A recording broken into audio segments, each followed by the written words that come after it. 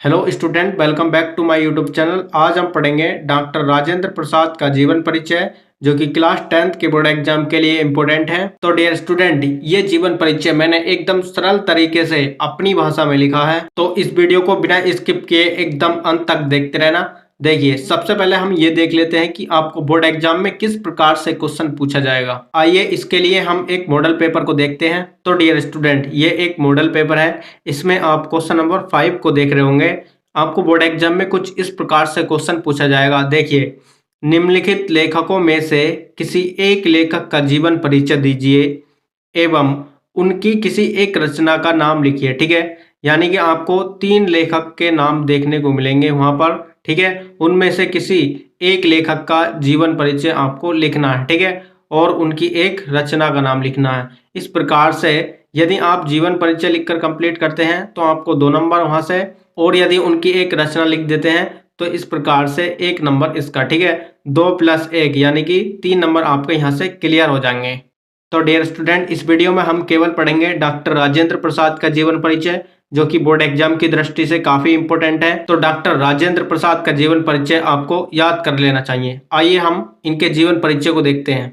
तो dear student, सबसे पहले आप बोर्ड एग्जाम में क्वेश्चन लिखेंगे। ठीक है, और क्वेश्चन लिखने के बाद ब्लैक पेन से हेडिंग लिखेंगे जीवन परिचय। ठीक है, और जीवन परिचय हेडिंग लिखने के बाद इसमें ब्लू पेन से आगे लिखेंगे। और बोर्ड एग्जाम में बॉल पेन का यूज करना है, केवल जेल और हाइलाइटर का यूज नहीं करना है। ठीक है, तो देखिए, डॉक्टर राजेंद्र प्रसाद का जन्म सन 1884 ईस्वी में बिहार राज्य के छपरा जिले के जीरादेई नामक गांव में हुआ था। ठीक है, यानी कि डॉक्टर राजेंद्र प्रसाद का जो जन्म हुआ था सन 1884 ईस्वी में बिहार राज्य के छपरा जिले के जीरादेई नामक गांव में हुआ था। ठीक है, आगे लिखना है इनके पिता का नाम महादेव सहाय था। ठीक है, यानी कि इनके पिता का नाम क्या था? महादेव सहाय था। ठीक है, और आगे लिखना है इनका परिवार गांव के प्रतिष्ठित कृषक परिवारों में से था। ठीक है, यानी कि इनका जो परिवार था वह गांव के प्रतिष्ठित का मीन्स है या सम्मानित से, या बोल सकते हैं सम्मानित कृषक परिवारों में से था। ठीक है,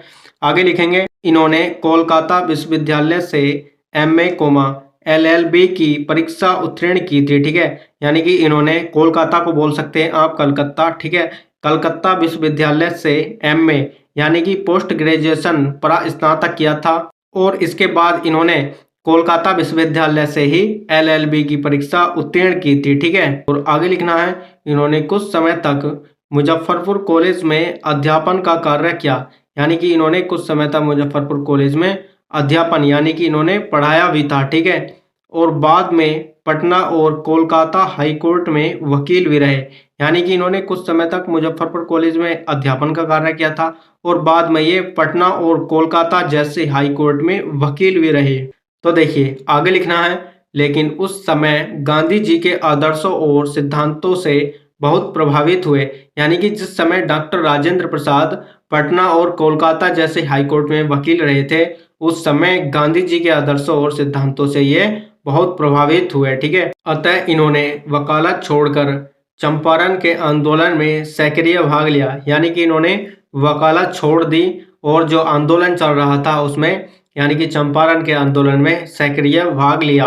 और आगे लिखना है यह 3 बार अखिल भारतीय कांग्रेस के सभापति तथा भारत के संविधान का निर्माण करने वाली सभा के सभापति चुने गए।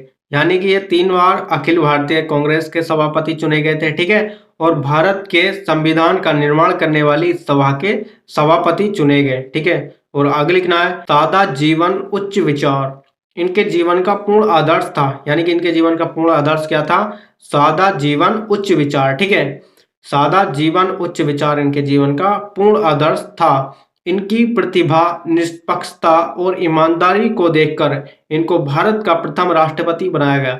यानी कि इनकी प्रतिभा, निष्पक्षता और ईमानदारी को देखकर इनको भारत का प्रथम राष्ट्रपति बनाया गया।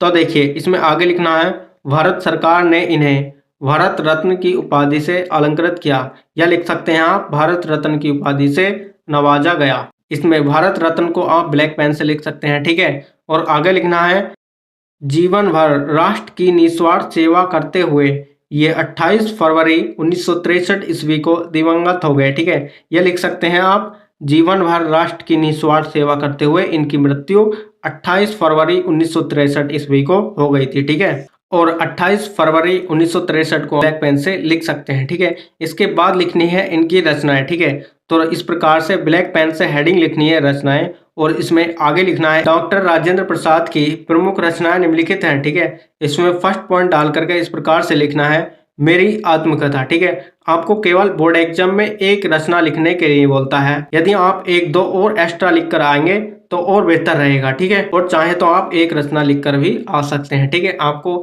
1 नंबर रचना पर और 2 नंबर इनके जीवन परिचय पर, इस प्रकार से आपको 3 नंबर मिल जाएंगे। ठीक है, तो डियर स्टूडेंट, इस प्रकार से इनका जीवन परिचय और रचना लिखकर कंप्लीट कर सकते हैं।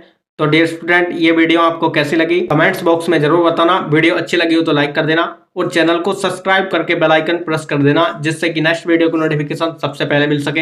तो चलिए मिलते हैं नेक्स्ट वीडियो में नेक्स्ट टॉपिक के साथ। तब तक के लिए जय हिंद, वंदे मातरम।